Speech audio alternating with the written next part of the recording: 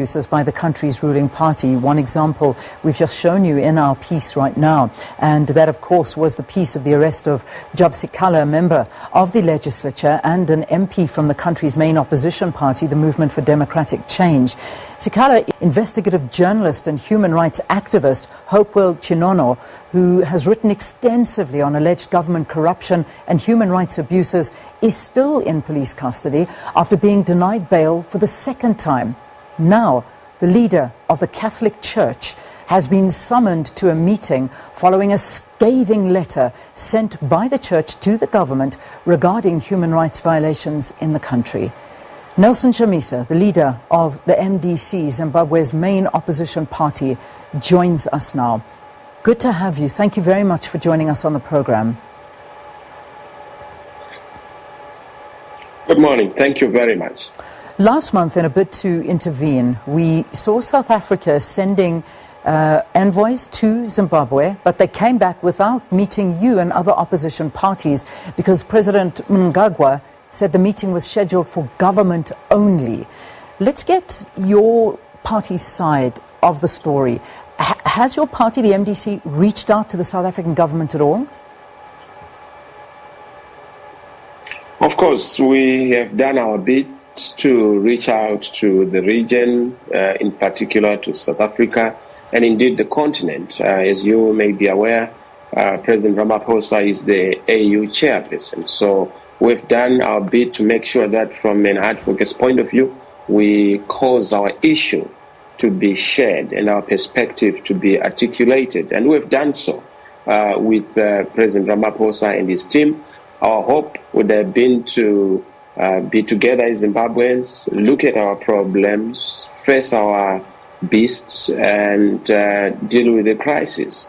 We have made the point that the crisis in Zimbabwe is a governance crisis, a legitimate crisis, a crisis born out of the disputed 2018 elections.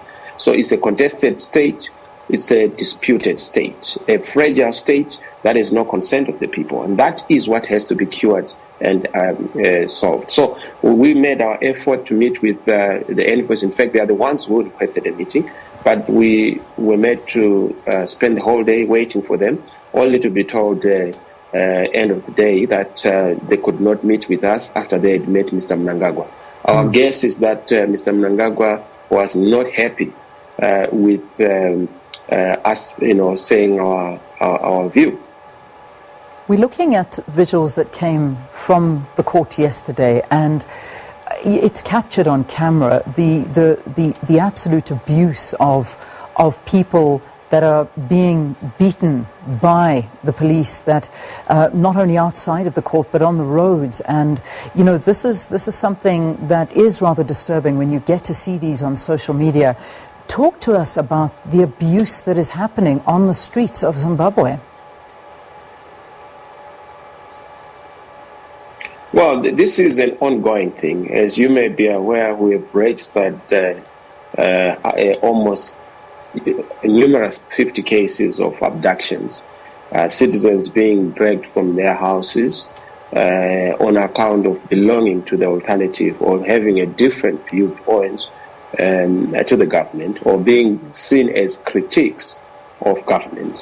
We've had people being arrested, in the arrests run into hundreds, if not thousands. We've had every section of our society being subjected to some kind of tyranny and terrorism. Journalists have not been spared. You have a case of Hopewell Chuno. Politicians have not been spared. You have a case of MDC top leadership from the top to the lowest level. Our members are being persecuted. We have civic society, we have lawyers, we have, as we have seen, bishops even, we have the church. So literally every citizen is under siege. And this has been the case. On the streets, people are being subjected to a lot of harassment, particularly under the guise of this COVID-19 curfew and the COVID-19 measures. So you find that at roadblocks, in the streets, people just get wantonly beaten up.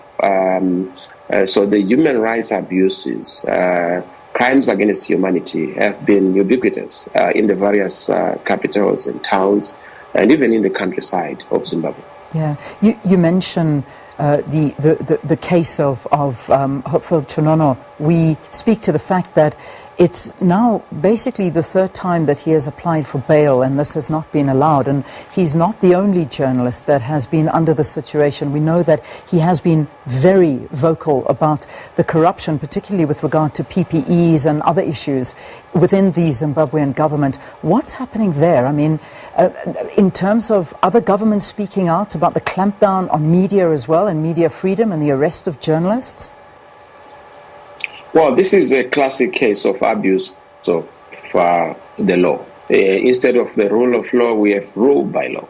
When you have somebody who is just being accused, who has not been tried, almost spending close to about 2 months now in prison or in jail for something that is just an allegation, and for having said something that is true, for having factually reported as a journalist what is obtaining on the ground, instead of dealing with the criminals or the accused people who are actually responsible for corruption, they are shooting the messenger in trying to dwarf and kill the message. Hopeful Chuno is just a representative of the many journalists, the many media practitioners who continue to face this kind of abuses. But of course, it goes beyond just journalists. I've already told you of the rank and file of the MDC Alliance. As we speak, a lot of them are actually in hiding. A lot are on the run, being persecuted in their homes. They are approached at night, hounded out, some being embarrassed, harassed, on account of just being MDC Alliance. This defeats the whole essence of us having been a liberated country and having attained our freedom. This is not what the liberation struggle was all about. Yeah. This is not what freedom was all about. Freedom is about the ability to freely express oneself, and that is what the Hopeful Chuno represents. So to incarcerate him, and of course to try him before the trial, and to make him serve a sentence before he has been convicted is actually an injustice of monumental proportion. Yeah, we mentioned it in the introduction as well. We saw the Catholic Church, the Vatican's representative in Zimbabwe, sending a rather scathing letter as well to Mnangagwa and the government in general, basically just talking about the issues that are being committed by the government. There are corruption, they say, is choking the economy, compromising our justice system. While there is acknowledgement, there hasn't been equally a serious demonstration by government to rid the country of the scourge. The letter goes on, it's rather scathing. However, Mnangagwa has now called him for an emergency meeting, describing this letter from the church as inappropriately prescriptive and grossly disrespectful. It is most unfortunate when men of the cloth begin to use the pulpit to advance a nefarious agenda for detractors of our country. That's to quote what he has said. I mean, if we look at the reaction from the church towards what's happening within the government, I mean, let's get your views on this. And I mean, where to from here if an urgent meeting has been called with the church from the president of Zimbabwe? Well, let's just look at this in the context of South Africa and the fight against the apartheid regime. We had luminaries like Archbishop Desmond Tutu, who took a stand against apartheid. It has always been the fundamental role of the church as the conscience guardians, as the moral voice in a society. They speak against evil. They speak truth to power.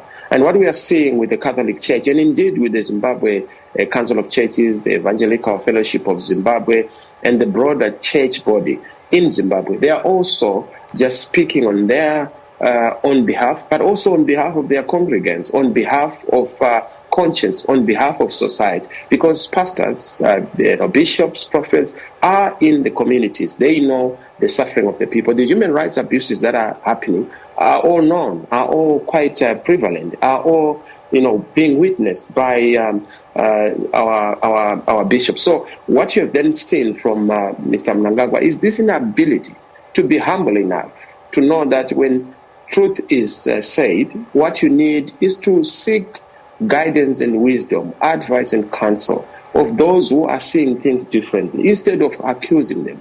labeling them and condemning them, beginning to call them names. That's not leadership. When you point your finger at your critics, at your opponents, you are actually forgetting that 4 of your fingers are actually pointing at yourself. So this whole blame and condemn game, label and condemn game is actually part of the failed leadership that we see in Zimbabwe. Instead of attacking, excoriating, and vilifying, these pastors, these bishops, what Mr. Mnangagwa must be advised to do is to give them an ear, hear their views, and then try to map a way forward. Precisely what we have been saying from the alternative, to say, let us sit and address issues together as Zimbabweans, address issues in the context of dialogue, because we must give peace a chance. The only thing that will move this country forward is the unity of its citizens. Mr. Chamisa, in terms of talks, let's see, how many times have you actually met with ZANU-PF? I mean, there have been many calls from differing society or different parts of society and organizations saying that there need to be talks between ZANU-PF and the MDC. How many times have you met with them to discuss these issues? We have shouted our voices hoarse. I've made numerous calls. I've requested Mr. Mnangagwa and ZANU-PF to smoke a peace pipe. They've not been coming to the party. I've said we have to bury the hatchet. We have to make sure that we draw a line in the sand and not continue the acrimony, the disharmony that has always been there, the hate language that is in our society. We need to move a step forward. We can't have the Mugabe-Tsvangirai dispute, the ZANU-PF MDC, binary conflict. We need to move forward and say, how do we locate each other? How do we find a consensus point, national consensus and national convergence on our issues? Unfortunately, I have not been able to meet with Mr. Mnangagwa. The last time I met Mr. Mnangagwa was on the campaign trail. And of course, when we were in Parliament, we've not been able to even have a conversation, not even a phone call. Yet I've told Mr. Mnangagwa that you want to re-engage the international community. You cannot have an international re-engagement if there's no national re-engagement. Let's engage nationally. Have a common voice, a common platform. Once we do that, we can then go to the international community, ask them to underwrite and scaffold our own initiatives as a people and as a nation, so that Zimbabwe becomes once again the jewel of Africa and indeed the world. What about Sabc? What about Sabc's involvement? Well, Sabc has its own challenges. I mean, they have not been as involved. We were hoping that the meeting that was held last week would have given due attention to our problem. We have said we believe, as MDC Alliance, in African solutions to African problems. We don't want those who are outside the continent to come and point at problems or find solutions for us. We need to find a leadership that gives dignity and pride to African initiatives. And that's why we've really counted on the regional bloc, on the continental bloc, to really provide that important umpire's role and the referee's role to sort of adjudicate over our issues. But we've seen that the approach by Sabc is to hear no evil, see no evil, say no evil, and of course begin to continue this solidarity of leadership, the trade union of those elites in leadership, instead of the community of peoples, the community of those in Africa, so that we begin to have one common voice in addressing our common problems. So we are a bit disappointed that Sabc has not provided the necessary leadership, but we continue to knock at the doors of Sabc because they are our regional body. Just finally, Mr. Chamisa, before I let you go, I need to ask you the issues within your own party. I mean, let's clarify the position. After the judgment in May that the MDC Alliance is not even a political party, and even bringing into question you as president of the party, what has since happened, and has the status of the MDC Alliance been clarified as yet? Well, those are shenanigans and tomfoolery games by Mr. Mnangagwa. We know that Mr. Mnangagwa is behind all this, trying to obviously place his hand on all these aspects. He has never forgiven us for defeating him in an election in 2018. Of course, he was endorsed by the Constitutional Court, but he does not have the mandate of the people. The people are very clear. And because he doesn't have the mandate of the people, he would want to take a revenge on the MDC alliance by decimating the MDC alliance, by making sure that he destroys the MDC alliance. But the unfortunate thing, in as much as they've taken our party headquarters, they've taken our party finances, they've taken our members of parliament, they've taken literally everything, including wanting to take away the name. But they cannot take away the support we have, the confidence we have from the people, because our support is headquartered in the hearts and minds of Zimbabweans, and not in buildings, and not in some other things, including the courts, where they are trying to engineer and re-engineer the opposition. They want to create an opposition in their own image, in their own imagination. They want a phantom opposition, a pliant opposition. We will not be there. We are not going to submit to their will. The people are solid. MDC Alliance is alive and kicking, and we are going to continue to fight for democracy and a return to legitimacy and democracy in Zimbabwe. All right, Nelson Chamisa, President of the Movement for Democratic Change, thanks very much for talking to us. That, of course, is the main opposition in Zimbabwe. Late news hour session. My name is Adore Jbara. Let's take a look at the breaking news for tonight. Nelson Chamisa has made a national address.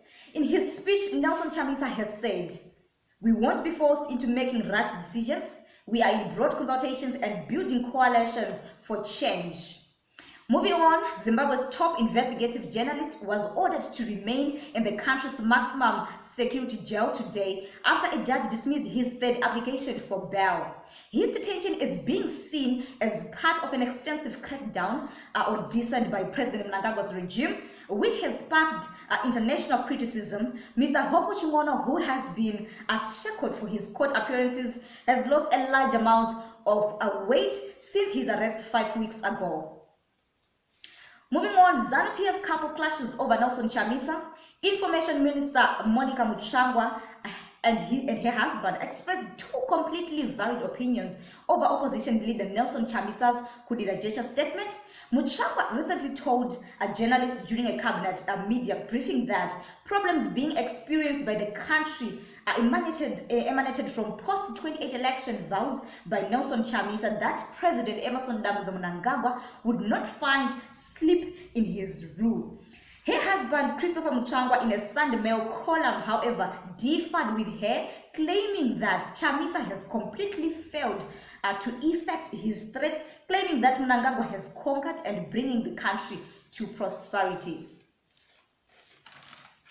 In the next breaking news, Jameson Z Timber has spoken through Twitter regarding the magistrate who denied bail to Hopo Chuno in a tweet that reads, "Ndapera when a crisis here in Zimbabwe, magistrate denies bail to Hopo on the basis that there are no changed circumstances since the basis of the demos was that ZANU-PF must go and it is still there. By this logic," he says, "bail will be granted when it's no longer in power. ZANU-PF must go." Viewers and listeners, that was Jameson Z Timber regarding this magistrate of our very own magistrate who denied Hopo Chuno bail.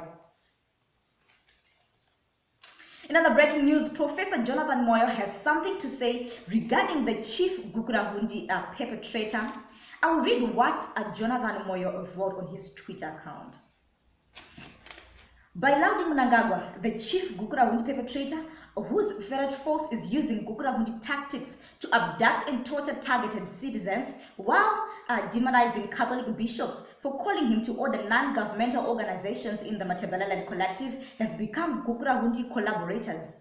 Jonathan was responding to an article that I'm going to be reading just now. I will read a part of the article. The article reads, "Civic society organizations in Matabeleland have held President Mnangagwa's commitment to tackling the emotive Gukurahundi issue, as well as committing to solving the regional historical challenges through completion of stalled projects such as Zambezi Water Project." The president was in Bulawayo on Saturday and engaged local authority leaders as well as civic society organization represented by the Matabeleland Collective.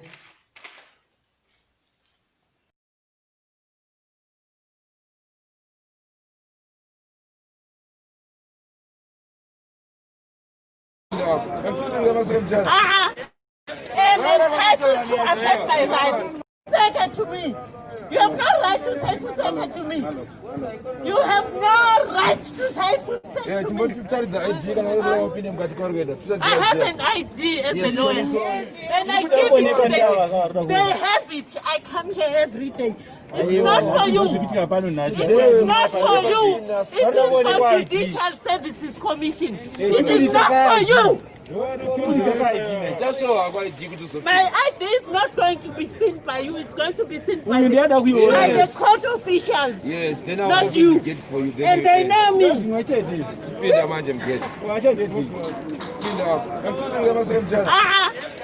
entitled to affect my rights. Take it to me. You have no right to say something to me. You have no right to say something to me. I have an ID as a lawyer. And I give it to them. They have it. I come here every day. It's not for you. It is not for you. It is for Judicial Services Commission. It is not for you. My ID is not going to be seen by you. It's going to be seen by Welcome to another edition of Did You Know by Rudo Shobo.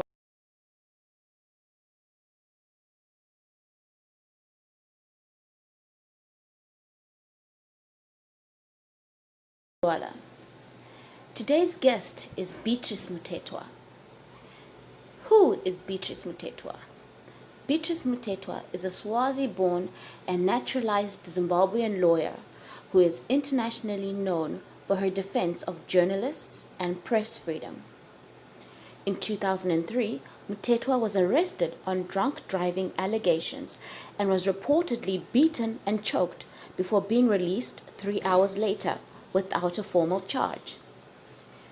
In 2007, she had another encounter with law enforcement and was beaten with rubber truncheons during a march protesting harassment for Zimbabwean lawyers.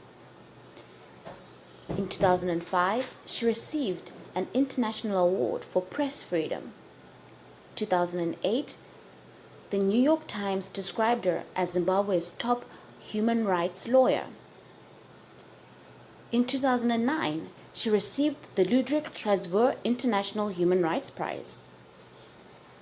In March 2013, Beatrice Mutetwa was arrested whilst attending to a client whose home was being searched by police. This led to